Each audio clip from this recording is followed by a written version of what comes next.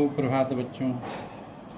मैं आज मुखलाल संस्कृत उपशास्त्री महाविद्यालय बंधु छपरा भोजपुर से ऑनलाइन क्लास के माध्यम से आप सबों को हिंदी विषय में हिंदी व्याकरण में अनुस्वार और अनुनासिक के बारे में बताने जा रहा हूँ।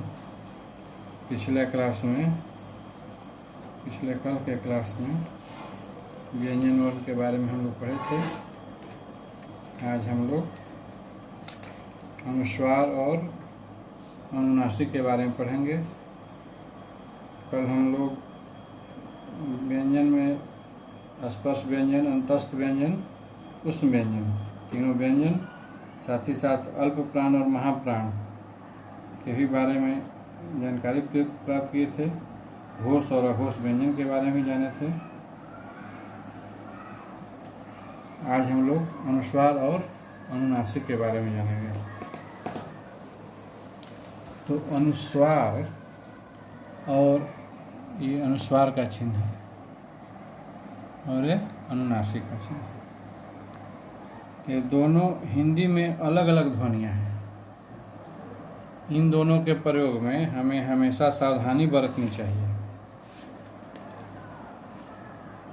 अनुनासिक के उच्चारण से, इसके जो उच्चारण हम लोग करेंगे, अनुनासिक के उच्चारण में नाक से बहुत कम सांस निकलती है और मुंह से अधिक, जैसे आंसू, आंत, गांव, चिड़िया इत्यादि। पर अनुस्वार के उच्चारण में नाक से अधिक सांस निकलती है और मुख से कम, जैसे अंक, इसमें होगा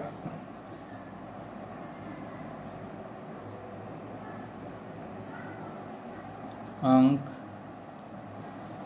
अंश, पंच, अंग इत्यादि। तो हम यह भी कह सकते हैं कि इन अनुनासिक स्वर जो है, इन स्वर के उच्चारण में ध्वनि मुख के साथ साथ नासिका द्वार से भी निकलती है।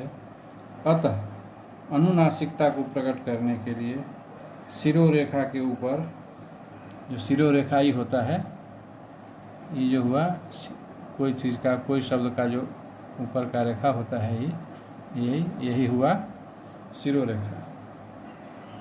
तो शिरोरेखा के ऊपर चंद्र बिंदु या चंद्र बिंदु है। अनुनासिक का जो चिन्ह है ये, इसको हम लोग चंद्र बिंदु भी कहते हैं। तो इसका प्रयोग किया जाता है। परंतु जब शिरोरेखा के ऊपर स्वर की मात्रा भी लगी होती है तो सुविधा के लिए स्थानाभाव के कारण, जहाँ स्थान की कमी है वहाँ चंद्र बिंदु की जगह मात्र बिंदु भी लगा दिया जाता है। मात्र बिंदु भी लगा दीजिए चंद्र बिंदु की जगह, तो काम चल जाता है। जैसे हैं, क्योंकि, गेंद, मैं इत्यादि। अब जो है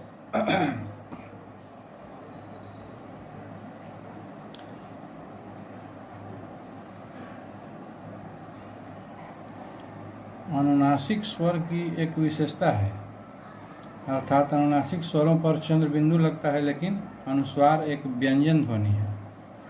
अनुस्वार की ध्वनि प्रकट करने के लिए वर्ण पर बिंदु लगाया जाता है। तत्सम शब्दों में अनुस्वार लगता है और उनके तद्भव स्वरूप जो है उसमें चंद्र बिंदु लगता है। जैसे अंगुष्ठ से अंगूठा, दंत से दांत, अंत्र से आंत। तो अब हम लोग अनुनासिक स्वर जो है, अनुनासिक स्वर जो इसमें अर्धचंद्र बिंदु, ये चंद्र बिंदु है, चंद्र बिंदु और अनुस्वार, ये दोनों में अंतर देखिए। दोनों में क्या अंतर है? तो अनुनासिक और अनुस्वार में मूल अंतर यह है कि अनुनासिक स्वर है, जबकि अनुस्वार जो है मूलतः व्यंजन है। अनुस्वार और अनुनासिक के प्रयोग में कहीं कहीं अर्थ भेद पाया जाता है। जैसे हंस, हंसना, हंस और हंसना। फिर हंस एक पक्षी है, इसलिए अनुस्वार और अनुनासिक के प्रयोग में सावधानी की आवश्यकता है। जैसे पेन कहने चलता है, जैसे हंस, हंस का हो जाएगा हंसना, हंसना। और यहाँ लिखेंगे हम लोग हंस, एक ऊँची है, एक पक्षी है। इसलिए अनुस्वार और अनुसार और अनुनासिक के प्रयोग में हम लोगों को हमेशा सावधानी बरतना है, हमेशा सावधानी बरतने की आवश्यकता है। अब आगे हम लोग देखते हैं बिंदु और चंद्र बिंदु। तो हिंदी भाषा के लेखन में बिंदु, यह जो बिंदु है, बिंदु का बिंदु मतलब अनुस्वार का प्रयोग बहुत महत्वपूर्ण है। बिंदु का प्रयोग विभिन्न रूपों में होता है। हम लोग तीन स्थिति देखेंगे, इस पर विशेष ध्यान देंगे। क्या क्या पर? इसमें जैसे इसका वर्ण विच्छेद, पहला जो स्थिति है तो हम लोग देखेंगे ये जो अनुस्वार है, ये अनुस्वार के रूप में बिंदु का प्रयोग। दूसरा जो है नासिक के व्यंजनों के स्थान पर बिंदु का प्रयोग। तीसरा है अनुनासिक के स्थान पर बिंदु का प्रयोग। तो पहला हम लोग देखेंगे कि अनुस्वार के रूप में बिंदु का प्रयोग। तो हिंदी के वर्णमाला में स्वरों के पश्चात दो अयोगवाह आते हैं। कौन कौन? तो पहला जो है, पहला इसको हम लोग क्या कहेंगे? अनुस्वार। दूसरा जो है इसको हम लोग क्या कहेंगे? विसर्ग।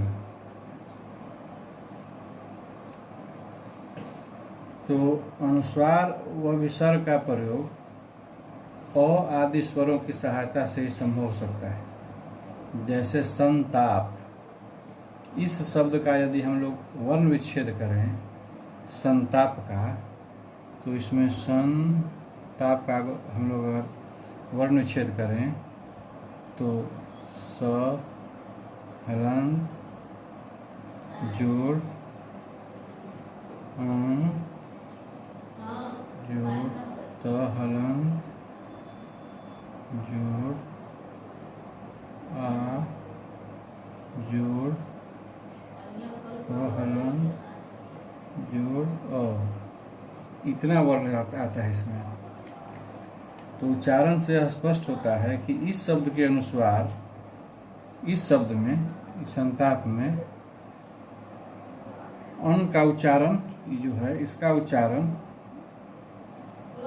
की तरह हुआ है, लेकिन भिन्न भिन्न शब्दों में अन के उच्चारण के बदले रूप अलग अलग होते हैं। जैसे संरचना, संवाद, संचार, संहार।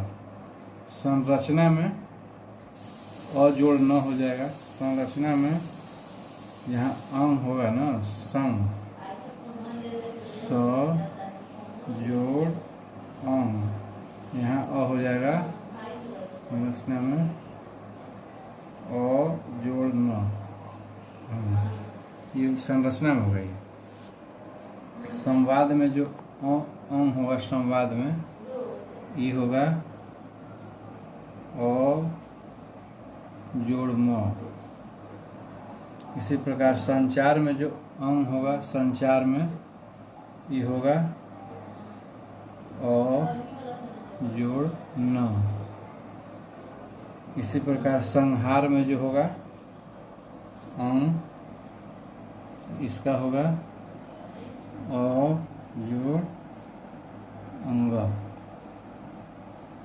इसी प्रकार संचय में अंग का होगा अ जोड़ न, संगम होगा अ जोड़ न।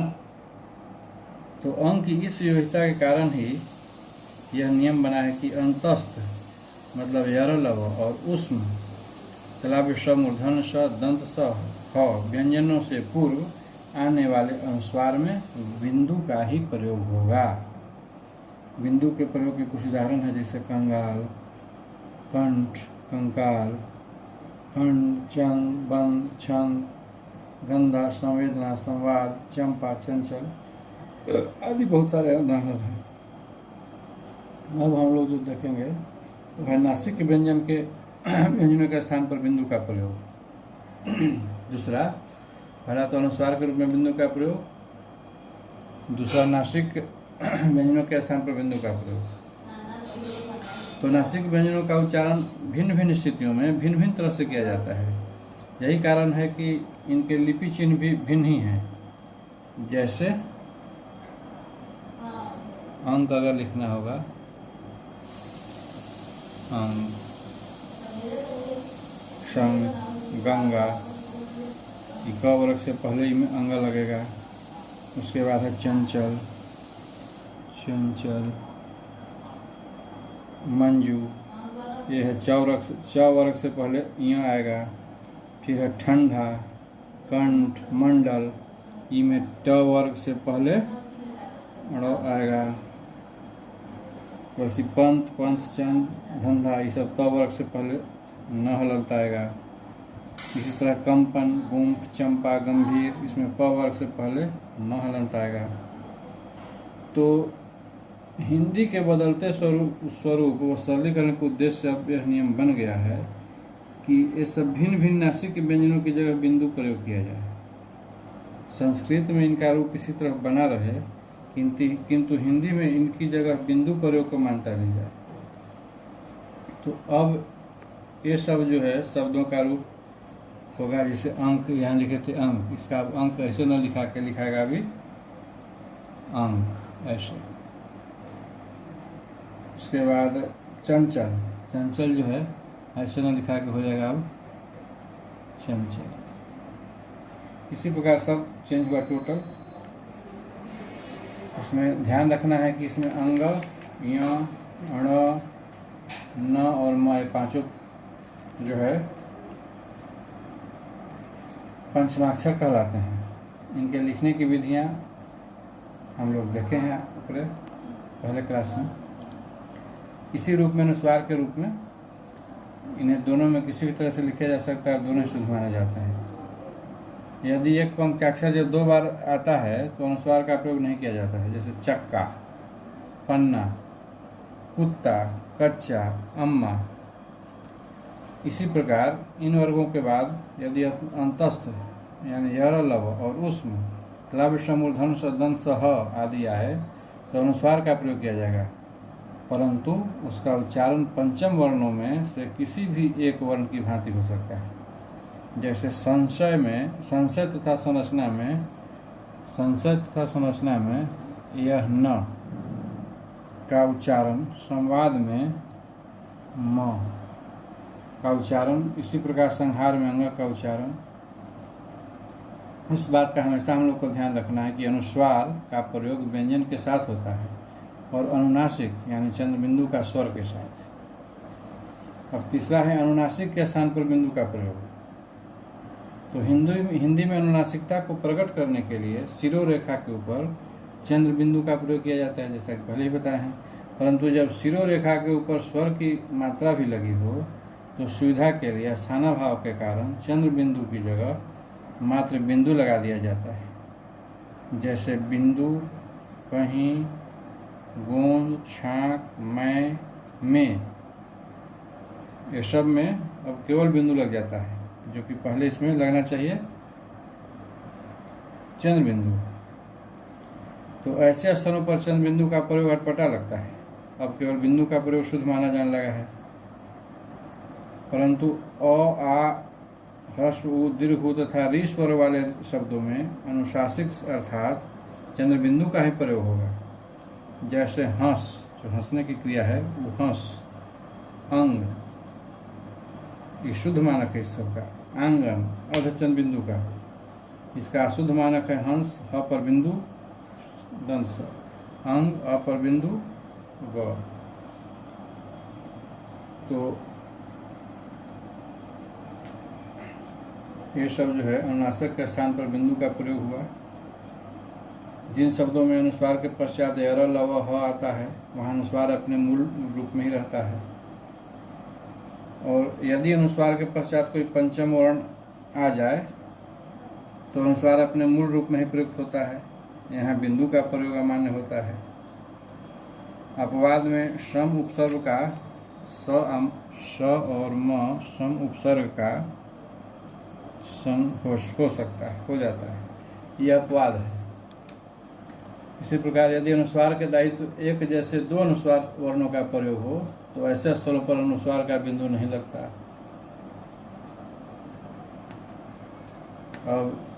अब आज के क्लास में आप लोगों को इतना ही। शेष अगले क्लास में इसमें चंद्र बिंदु की जगह एक अर्धचंद्राकार होता है जिसको हम लोग आगत ध्वनि कहते हैं, उसके बारे में जानेंगे। और उसके आगे वर्णों का जो उच्चारण है उसके बारे में हम लोग जानेंगे। तब तक के लिए आप लोगों को शुभ दिन।